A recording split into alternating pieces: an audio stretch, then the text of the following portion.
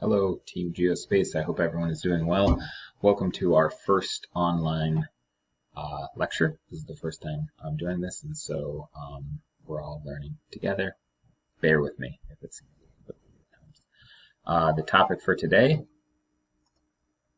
anthropogenic climate change. This is a lecture that will be a companion to your graphic organizer, which looks like this.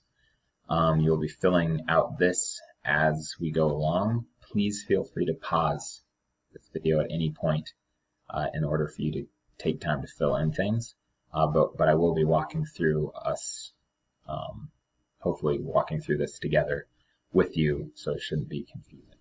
We'll be drawing 3 times. Those drawings can be done digitally by clicking on the box twice, a double click, and adding some things to your Google Drawing.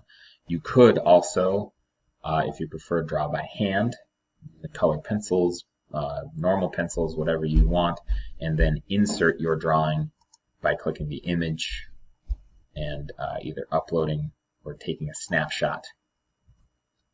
Hold up the picture, insert the picture that you just drew. Whatever is easier for you. You can do it digitally, you can do it hand drawn. Makes no difference to me as long as it eventually makes it onto this graphic organizer for your benefit. So with that, let us begin. Anthropogenic climate change equals. The equals means, what does anthropogenic mean? And it turns out that anthropogenic means human caused. So anthro, human, pogenic, originated. So we're going to be talking about kind of human caused or human originated climate change. We'll talk about exactly what that means in a moment, but it is arguably the largest threat to mankind that we are presently facing and will be facing in the future. So beginning, where does heat come from? We know this, we talked about it last semester. It comes from the sun. So full electromagnetic spectrum is emitted from the sun. For our purposes in this lecture, we're going to be focusing more on what we know as heat, infrared. And we'll watch. Actually, now I would ask to pause the video and on Classroom watch the Bill Nye Explains video, and I'll pick it up after that. So Bill Nye, if you just started again, hopefully, was talking about the fact that visible light is able to pass through the Earth's atmosphere easily, absorbed by all the things on the surface, and then re-emitted as heat or infrared wavelengths of light, which then get absorbed by what we're going to talk about next, greenhouse gases. An important note, this greenhouse effect is extremely important. It is why we are alive on Earth. It is why the Earth can actually sustain life. It is why we have liquid water. And so remember that without it, can't have liquid water, but we're going to be talking about the importance of maybe not putting too much carbon dioxide in the atmosphere next. So what happens is that visible light gets absorbed, re-emitted as heat, and then it turns out that these greenhouse gas molecules that we're going to draw in a moment are really, really, really good at capturing heat. They can do a little bit of dancing and a little bit of vibrating so that all that infrared heat, most of it actually gets absorbed into the atmosphere and keeps the Earth warm. Go ahead and watch this YouTube video. I just opened it up, but about how greenhouse gases actually work. Pause me, restart when you're done with that. We'll keep moving on. So that video was talking about the vibration of the molecules. Now, we might as well spend a little time drawing. Let's draw a few of these things together.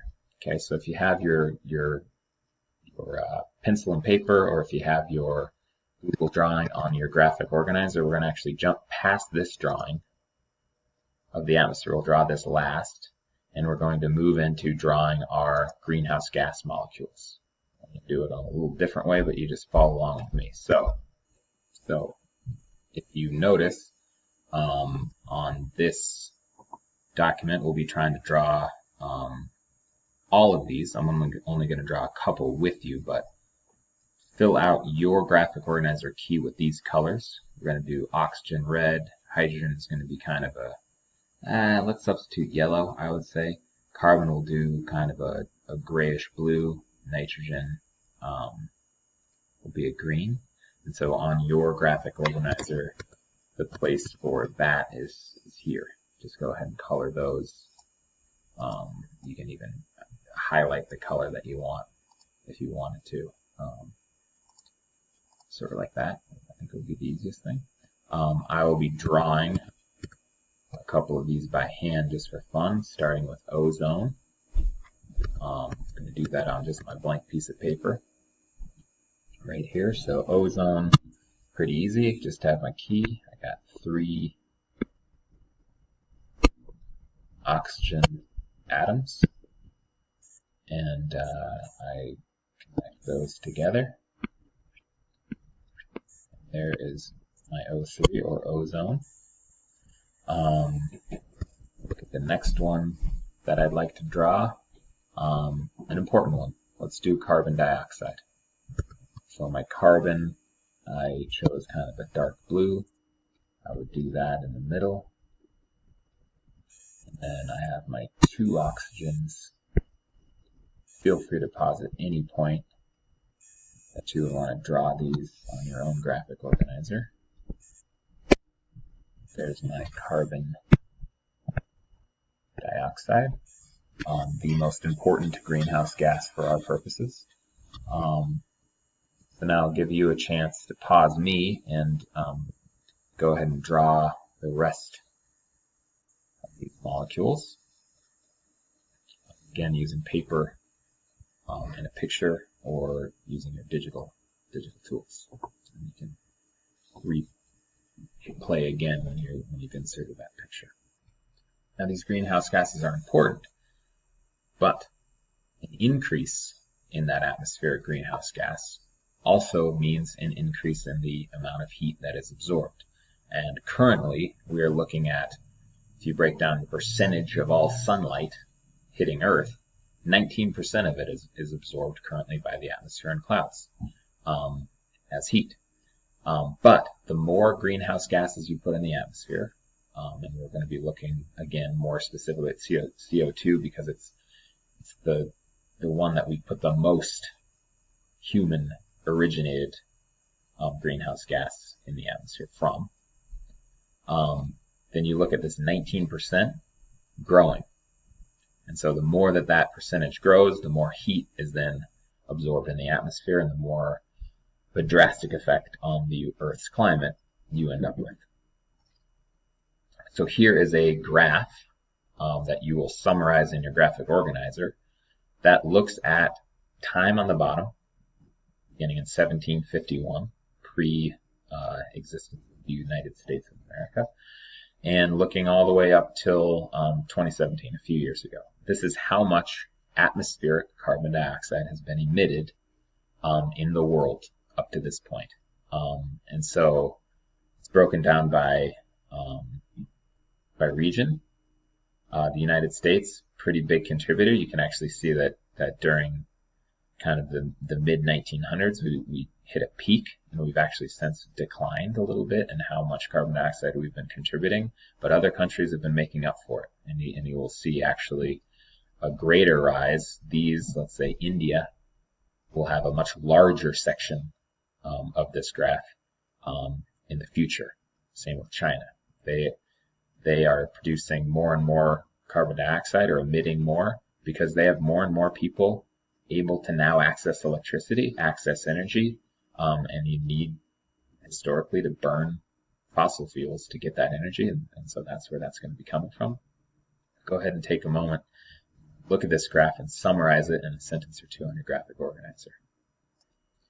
Okay, so hopefully now you've summarized the graph, you can move on to the next part of your graphic organizer, and we'll talk about the top of the graph. How many billions of tons of carbon dioxide has been released to date? 35 billion tons. And that 35 billion tons of molecules has led to an average of 1.5 degrees Celsius of temperature rise globally. which is having, obviously, as you guys have already researched in a lot of your topics, a drastic effect on the climate of Earth, leading to rapid glaciers melting, changes in precipitation bands, and increased heat waves and droughts, and the list is extremely long, so I don't have to go into all of it, but you can fill in that total on your graphic organizer, and then finally you can write in these 3 simple steps that we talked about, and then we can work together to draw our image of how the greenhouse effect works. So keeping it simple, on your graphic organizer here, step 1, sun releases heat in the form of ultraviolet and infrared radiation. The Earth and the atmospheric molecules absorb that heat. Step 3, the more atmospheric molecules you have, it means the more heat that you will absorb. It's a pretty easy correlation. More carbon dioxide, more methane, more even water vapor, the more greenhouse gases you have, the warmer the atmosphere becomes, and warmer that it has become. So now, let's take a moment to go back to the top of your graphic organizer, and let's draw the atmosphere together. So I'm going to draw mine by hand, but you can do it however you want. I am also going to start with the source of all energy, the sun. I'm going to quickly draw the surface of the Earth. I'm going to draw the fact that the Earth has a thin but very important atmosphere around it.